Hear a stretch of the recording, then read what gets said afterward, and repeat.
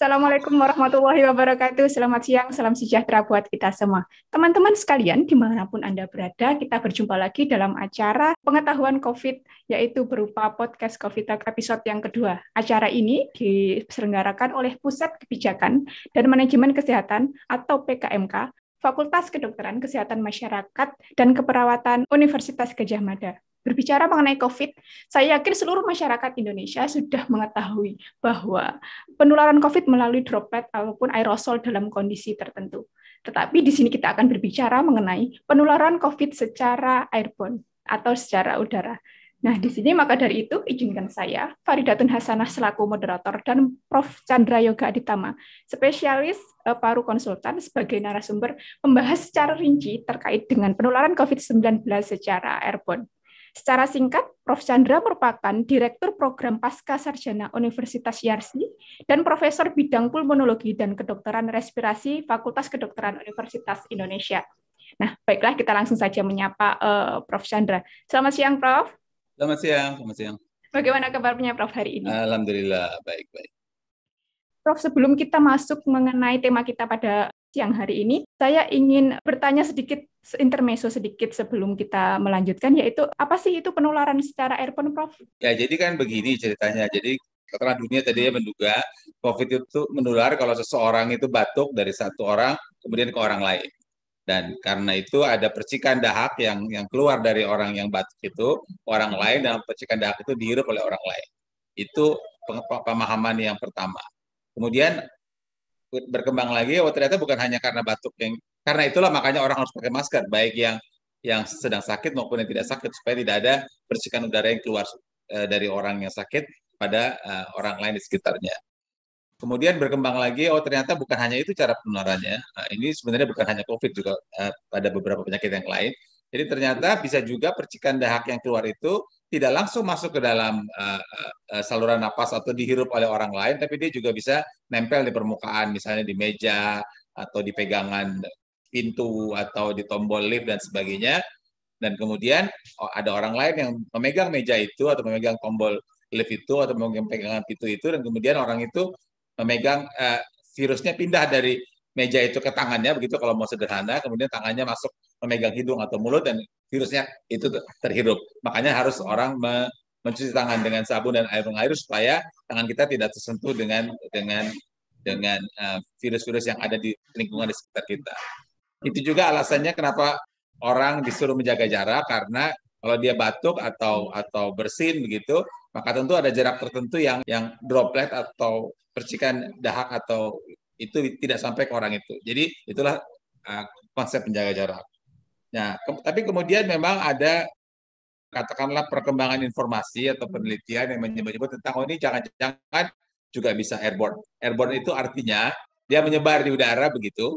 Katakanlah ada seseorang yang batuk atau juga mungkin menyanyi gitu atau juga bersin, kemudian virusnya menyebar di udara, orang itu kemudian sudah pergi, ada orang lain masuk ke ruangan itu dan orang lain itu menghirup virus yang ada di udara. Itu kira-kira konsep airborne yang ya secara awam lah untuk dijelaskan. Potensi penularan COVID secara airborne itu seperti apa, Prof? Nah, ini memang banyak jadi bahan pembicaraan begitu ya. Tadinya orang berpikir penularan itu yang tadi langsung saja seperti itu, droplet dari satu orang ke orang lain, kemudian lewat pegangan benda-benda di sekitarnya begitu. Itu yang utama. Dan memang sampai sekarang nampaknya itu masih yang utama, tapi memang sudah banyak orang menyampaikan hasil-hasil penelitian mengatakan, oh ternyata bukan hanya itu, bisa juga menyebar melalui airborne, walaupun memang bukti ilmiahnya belum terlalu katakanlah valid sekali gitu. Nah, tapi potensi itu memang ada. Kalau mau lebih hati-hati, potensi itu ada pada keadaan-keadaan tertentu. Oke, Prof. Kalau untuk bukti secara ilmiah, apakah itu sudah ada nih, Prof? Ya itulah makanya bukti-bukti ini yang kemudian masih jadi bahan pembicaraan begitu ya. Nah, kalau bukti yang terbaru bukan bukti sebenarnya, ada artikel komentar di jurnal kedokteran Lancet saya kira bulan yang lalu yang menyampaikan kira-kira beberapa alasan kenapa sih memang mungkin penularan itu bisa terjadi secara airborne. Misalnya dia bercerita tentang super spreader, orang yang orang yang menyebarkan ke banyak orang penyakit COVID-19 ini terjadi di ruang tertutup, sehingga artinya penyebarannya tidak langsung dari batuk, tapi juga menyebar melalui udara yang seperti saya sampaikan tadi, contohnya paduan suara. Juga ada bukti ilmiah lain yang membandingkan dua orang yang berada di ruangan yang berbeda tapi berhubungan ruangan itu. Baik ini pada manusia dan juga uji klinik pada binatang yang menyebutkan bahwa ternyata ruangannya berbeda, tapi kalau ada saluran udara maka itu bisa juga terjadi penularan COVID-19. Juga ada bukti ilmiah lain yang menyebutkan bahwa kita bisa menemukan di udara tertentu begitu adanya virus COVID-19, bahkan juga bisa ditemukan virus COVID-19 di saluran-saluran yang tertentu. Itu beberapa bukti ilmiah yang ada.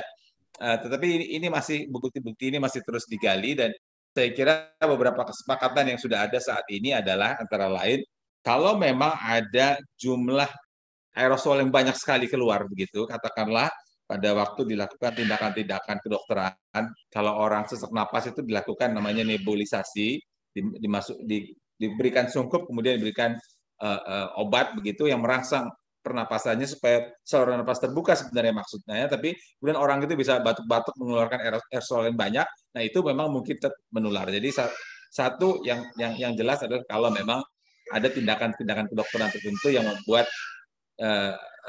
aerosol banyak di udara, itu mungkin. Yang kedua, kalau ada dalam ruangan tertutup. Jadi kalau menurut FDA misalnya dalam keadaan-keadaan khusus di mana ruangan tertutup tidak ada ventilasi yang memadai, kemudian ada orang masuk dalam situ dan orang ini kebetulan COVID-19 dan kemudian dia batuk-batuk dalam ruangan itu, dan kemudian orang itu keluar dan ada orang lain lagi yang masuk, bukan tidak mungkin penularan secara airborne itu terjadi. Jadi itu kira-kira situasi perkembangan saat ini. Memang ada beberapa bukti ilmiah yang ditampilkan, tapi juga ada lebih banyak kesepakatan yang mengatakan yang jelas kalau di ruangan tertutup memang itu jadi hal yang perlu dapat perhatian kita. Oke, Prof, luar biasa sekali. Prof, untuk selanjutnya nih, apakah penelitian tentang penularan COVID secara airborne ini sudah ada di Indonesia, nggih, Prof? Di Indonesia saya terus terang belum pernah baca. Mungkin saja ada teman-teman yang sudah melakukan penelitiannya, tapi saya sendiri sih belum pernah baca. Tetapi ada atau tidak adanya di Indonesia, saya kira yang penting buat kita, bukti-bukti ilmiah yang ada di berbagai belahan dunia ini menunjukkan bahwa kewaspadaan perlu memang ditingkatkan terutama pada ruang-ruangan tertutup yang tidak ada ventilasi yang baik, juga pada tindakan-tindakan khusus di fasilitas pelayanan kesehatan, di klinik dan rumah sakit. Oke, Prof, untuk misalnya nih sudah terbukti penularannya melalui airborne, apakah nanti COVID lebih mudah menular ketika dia sudah terbukti penularan tersebut melalui airborne? Ya, yang jelas sekarang COVID-nya sudah berjalan setahun lebih begitu ya. Nah, situasi perkembangan penularannya seperti sekarang ini. Jadi kita bisa lihat bahwa selalu ada banyak faktor yang menyebabkan sesuatu keadaan itu menjadi membesar, penularan makin banyak dan sebagainya. Jadi tidak ada satu faktor yang tunggal ya. Itu satu. Yang kedua, ini kan penyakitnya setahun berumur ya, belum ada setahun setengah gitu, sehingga memang benar bahwa ilmu pengetahuan akan masih terus berkembang, sehingga kita akan lihat gimana bukti-bukti di hari-hari kemudian. Tapi yang ketiga, kalau toh penularan airborne itu sudah ada, maka dia akan sudah ada dari beberapa waktu tertentu begitu ya. Jadi situasi sekarang memang mungkin gabungan dari beberapa aspek yang mungkin terjadi pada berbagai jenis penularan yang ada di masyarakat. Kalau untuk cara kita menghindari supaya potensial penularan secara airborne itu tidak terjadi itu seperti apa, Prof? Ya, itulah makanya tadi yang selalu dianjurkan oleh banyak pihak, juga terakhir oleh WHO juga dianjurkan di Indonesia ini adalah memang ruangan dengan ventilasi yang terbuka. Ya, jadi kalau kita ada dalam satu ruangan, sebaiknya memang jendelanya dibuka. Gitu. Ini kan terutama terjadi kalau di kantor ya, makanya di beberapa tempat baru-baru ini ada klaster perkantoran, bukan tidak mungkin itu terjadi juga karena ventilasi udara tidak terjamin dengan baik.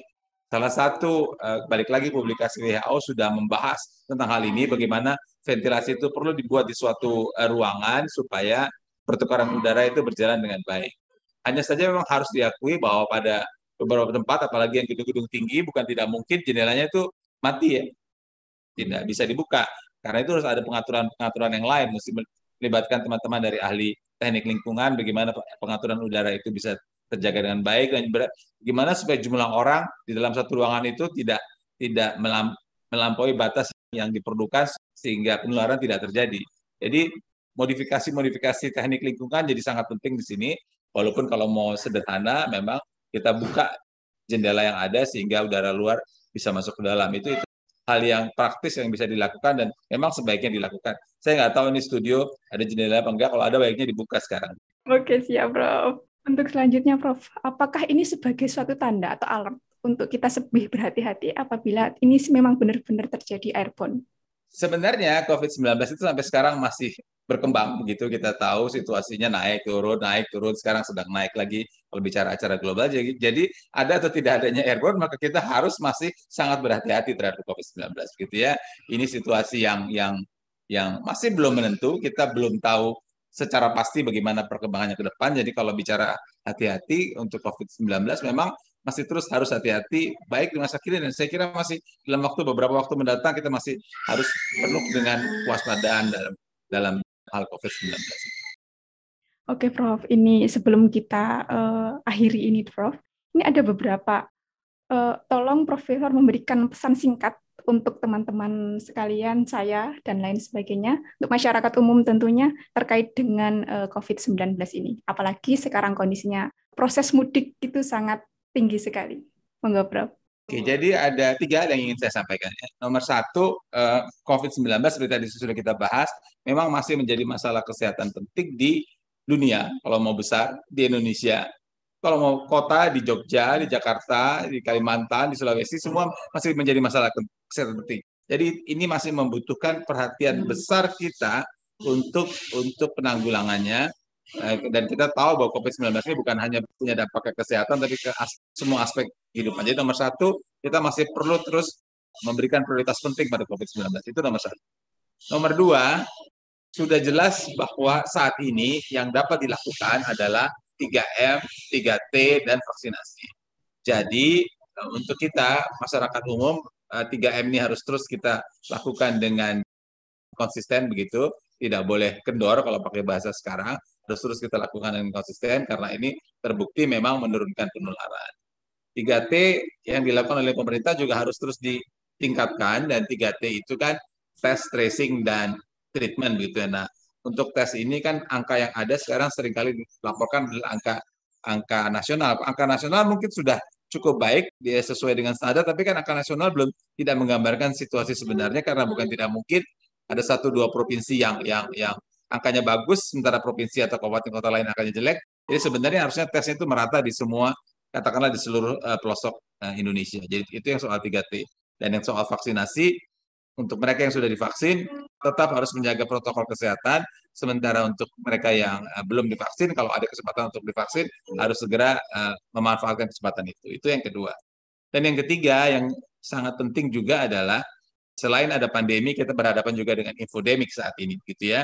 Sehingga banyak sekali informasi yang beredar yang sumbernya tidak jelas dan kadang-kadang itu menyebar sangat cepat, dan karena sekarang semua orang menggunakan telepon genggam, maka langsung masuk ke telepon genggamnya masing-masing, dan itu seringkali mempengaruhi pola pikir orang. Jadi saya sangat mengharapkan bahwa kita semua menggunakan atau mendapatkan informasi dari sumber-sumber yang kredibel, salah satu di antaranya tentu antara lain podcast dari UGM ini, yang itu sumbernya kredibel tentu saja dari universitas yang terkemuka, dan atau sumber-sumber resmi dari pemerintah, dari Dinas Kesehatan, atau dari Kementerian Kesehatan, atau Satgas, atau kalau mau global, sumber-sumber resmi dari WHO. Sumber-sumber yang ada di WhatsApp kita itu belum tentu semuanya benar, jadi baiknya diklarifikasi sebelum kemudian kita dengan mudah menyebarkannya sehingga memberikan, katakanlah, persepsi yang salah. Jadi 3 hal itu yang ingin saya sampaikan pada kesempatan. Oke, Prof. Ini yang terakhir, Prof. Tambah lagi satu ya, Prof. Nggak apa-apa. Sebagai kesimpulan dari pernyataan penularan COVID secara airborne, itu kalau dari Prof itu apa? Yang jelas, berbagai bentuk penularan itu sudah terjadi saat ini. Tapi memang banyak penularan yang ada secara langsung itu juga penting. Penularan airborne juga mungkin ada. Ya, apapun bentuk penularannya, semua bentuk 3M yang kita perlu lakukan harus kita lakukan. Nah, kalau airborne kita tambah lagi dengan ventilasi udara yang baik di setiap ruangan yang mungkin kita lakukan, dan jangan berkerumun banyak orang di dalam satu ruangan. Oke, apakah saat ini sudah bisa dikatakan kalau sudah ada penularan secara airborne, Prof? Sudah ada tentu saja, cuman kalau saya beranggapan bahwa ini belum menjadi sumber penularan yang utama. Bahwa sudah ada, memang sudah ada, tapi bukan sumber penularan yang utama. Dan sudah ada itu sudah disepakati oleh berbagai pihak, WHO juga mengatakan demikian, CDC juga mengatakan demikian. cuman dalam keadaan-keadaan tertentu. Terima kasih Prof. Chandra. Ternyata ini waktunya sudah mepet ya Prof. Mungkin ada pesan lagi Prof yang ingin disampaikan? Saya kira sudah cukup, tadi 3 pesan itu kalau bisa dijalankan oleh kita semua, karena ini kan manfaatnya untuk kita semua, bukan hanya untuk masyarakat luas, tapi untuk kita, untuk keluarga kita dan orang yang kita cintai. Oke, Prof. Terima kasih. Saya ucapkan terima kasih kepada Profesor Chandra dan teman-teman sekalian pendengar podcast setia kami. Semoga apa yang telah disampaikan Prof. Chandra tadi menjadi ilmu dan bermanfaat buat kita semua dan menambah wawasan. Untuk teman-teman yang ingin mengakses info terbaru mengenai COVID-19 dapat mengakses website kami yaitu manajemencovid.net. Saya di sini Faridatun Hasanah selaku moderator dan perwakilan dari tim PKMK. Mohon undur diri. Billahi taufiq wal hidayah. Wassalamualaikum warahmatullahi wabarakatuh. Waalaikumsalam warahmatullahi wabarakatuh.